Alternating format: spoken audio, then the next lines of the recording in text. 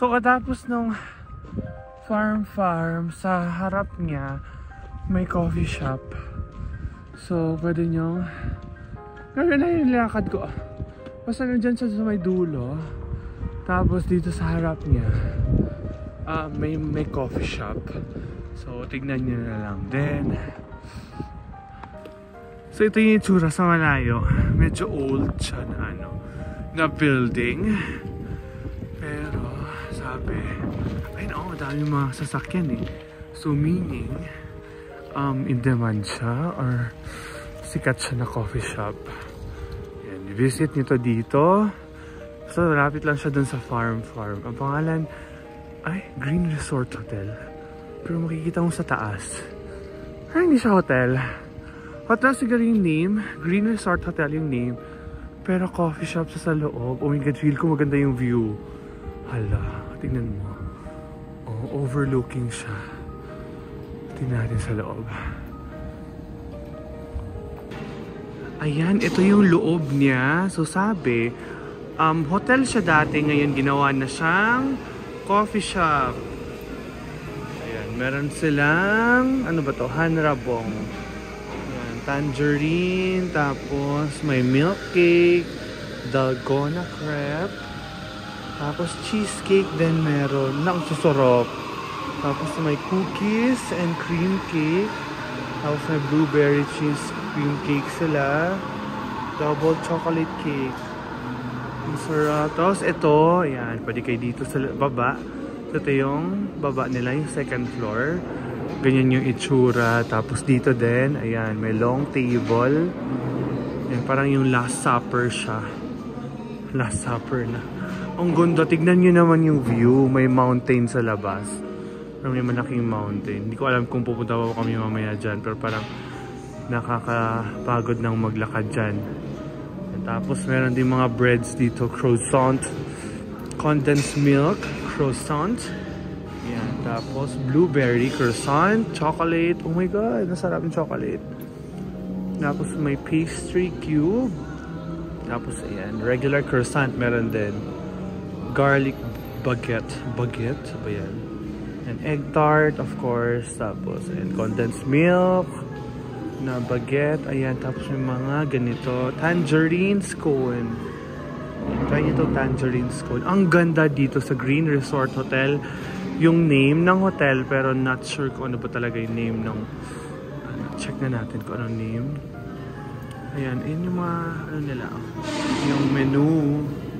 Mura lang, so 6,500. Tapos may non-coffee din sila. And bibili tayo in a while. So yun yung itsura ng kanilang coffee. Ayan, ang ganda! Oh my god! Tapos dito may mga cookies din. Kung gusto niyo ng cookies. Chocolate saber. Chocolate chips cookie. And chocolate s'mores cookie. Oh my god, parang masarap to. I will buy it.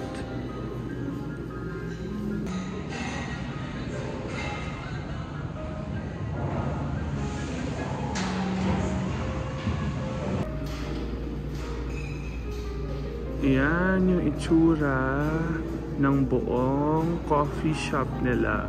Tapos may second floor. Doon kami sa second floor pero maganda yung view.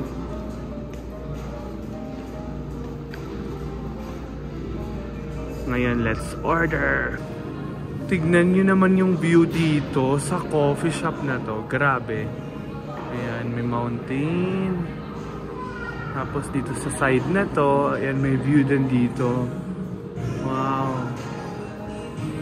Hindi ko alam kung pwede lumabas. Pwede mo sir lumabas. Pwede natin lumabas. Bawal ata lumabas.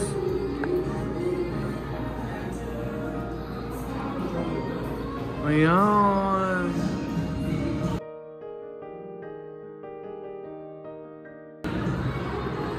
Punta tayo sa kabila na side, yung kung saan kami nagsistay. Yan sila, kumakain sila. Ganda. Dito na side kami. Iinom at kakain.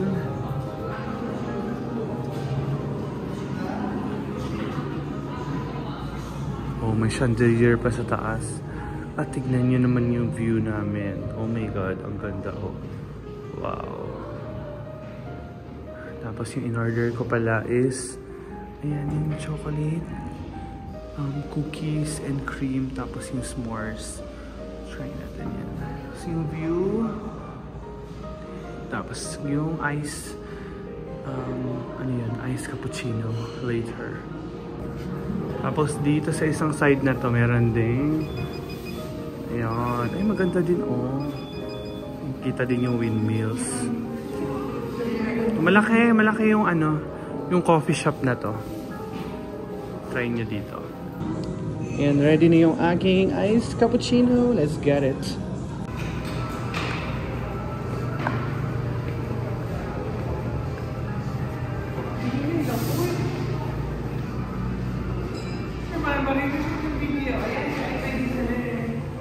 Chandeliers na sa taas. Tapos, ito yung aming setup. Ito yung view.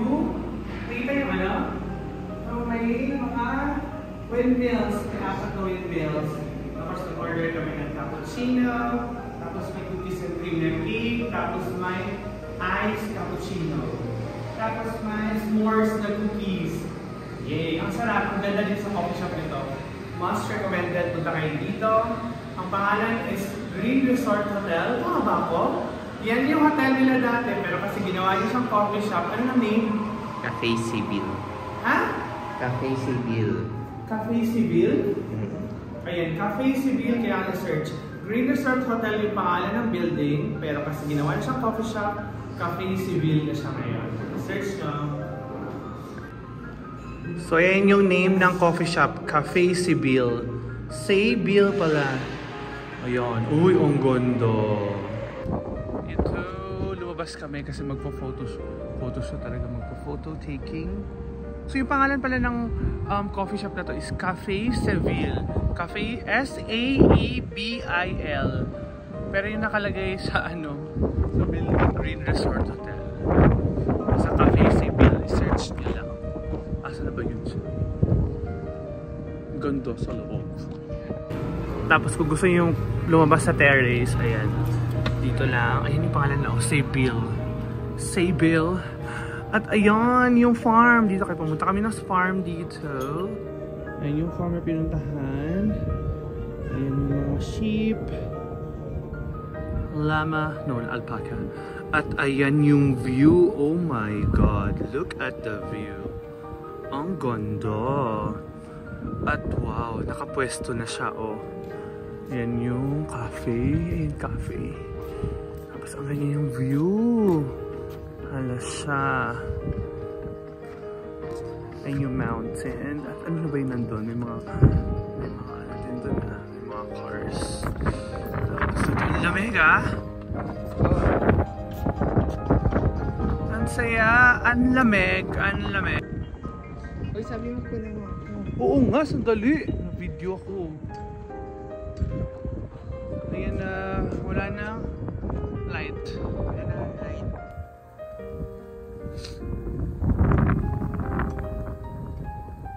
Hello, ganda.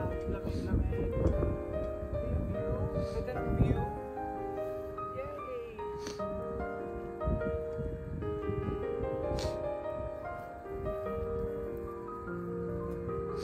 Huwag may cat. Sundan mo ako.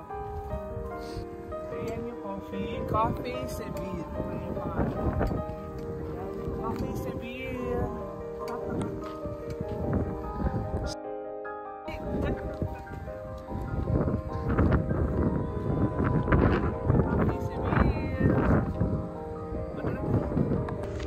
So ngayon, ang next stop namin is yung Osalok.